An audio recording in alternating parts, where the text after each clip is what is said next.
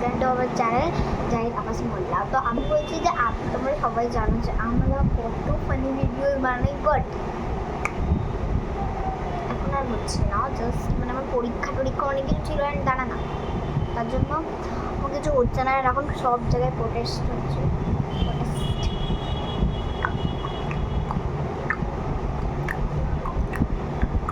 তো তার জন্য আমি না কিছু বলতে পারছি না। বাট আজকে আমি ওই সব ব্যাপারে কিছু বলবো না, যে আমি এরকম একটা গল্প তোমার সাথে শেয়ার করবো মুভিটার ব্যাপারে কালকে। মানে আজকেই করবো মোটামুটি পেয়ে যাবে তোমরা, বাট আজকে তোমরা একটা প্রায় এটা আমি অনেক দিন ধরে চেষ্টা করছিলাম, বাট আমার ফোনটা মানে খারাপ হয়ে গেছিলো।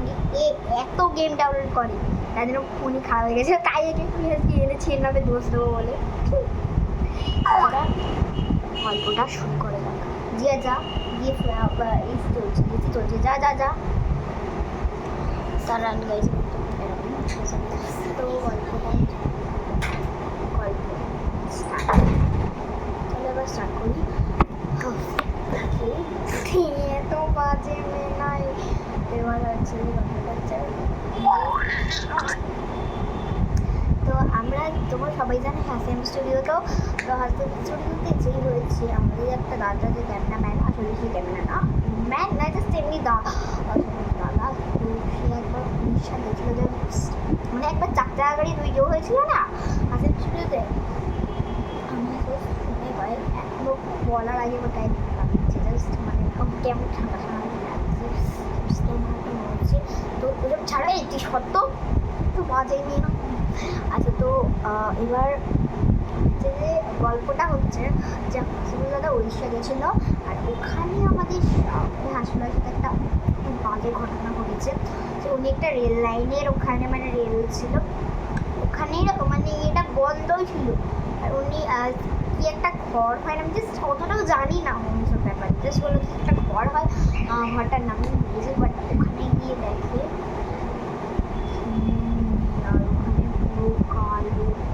অন্ধকার গাড়ি, কালো কেউ নেই, ছিল না ঘরে, ছিল না। আর নেক্সট পিছন থেকে তারপরে একজন পিছন থেকে আসছে। হ্যাঁ, তুই জানিস তো গল্পটা শোনায়নি। কি হয়েছে তারপর পিছনে একজন আর চোখ লাল, একদম লাল, কালো গোড়াটা, কি বলবো তোমাদের, এখানটা কালো, আমাদেরও কালো আছে। দেখুন গার্লস ব্যান্ড বলছে যে আমি খুলে দিচ্ছি ওইটা, তোমরা যাও গাড়িতে। অ্যান্ড ওখানে ঘরটার বাইরে লেখা ছিল, বাংলাতেই লেখা ছিল, মানে বাংলাতে হিন্দি ভাষা লেখা ছিল মদ করিব হে। আর বাংলা আমি কত বলে দিই, আর ভূতদের ঘর আমরা গেছিলাম, মানে একটু দাদা আমার গল্পটা শেষ হোক দাঁড়া। তোমার হিন্দিতে লেখা ছিল মদ করিব হে, আর বাংলায় লেখা ছিল মৃত্যু সামনে আছে। চল, আর ইংলিশেও লেখা ছিল, ইংলিশে লেখা ছিল সেটা জানি না, একটা বলবো একটা ভুলে গেছে। তো আমার গল্প শেষ, এর দিকে যাওয়া যাক। বলো বলো। আর গাইস, একটা দাদা কি সব একটা করছিল, কাজ করছিল আমাদের ঘরে, কাজ করছিল, কাজ করে দিয়েছিল। তুই এদিকে কাজটা করেছিল। তারপরে একটা দাদা নাকি একটা গলি সে একটা চায়ের দোকান আছে, সেখানে একটা গলি আছে, সে গলিটা ঢুকে নাকি বলেছে একটা এরা ঘুরতে গেছে, ভূত দেখায় গেছে। এরা এত পাগল, মানে পাগল নয়, এত মাজাক করে আমাদের সঙ্গে। দাদা আমি ফানি মাজাক এইসব বলতে পারি না, আমি একটা ভুতুরে গল্প বলছি, ঠিক আছে? এবার তুই চুপ করে, আমি একটা বলি।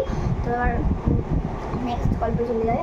আমি কয়েকটা গল্প, একটা নয় কিন্তু অনেকক্ষণই বেশি মোটামুটি। তো আমার টিউশন ম্যাম করে পড়তে আসছিলো আমার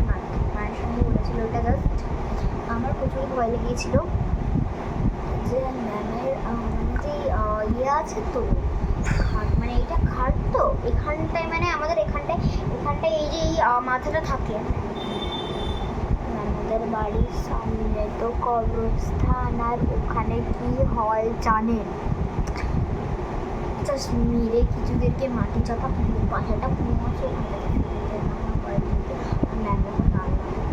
ওই তো জানলার পিছনে দাঁড়িয়ে আছে, আর ম্যাম রোজ এরকম পুরোনো জামা কাপড়, জাস্ট আমার প্রচুর ভয় লাগে খুললে।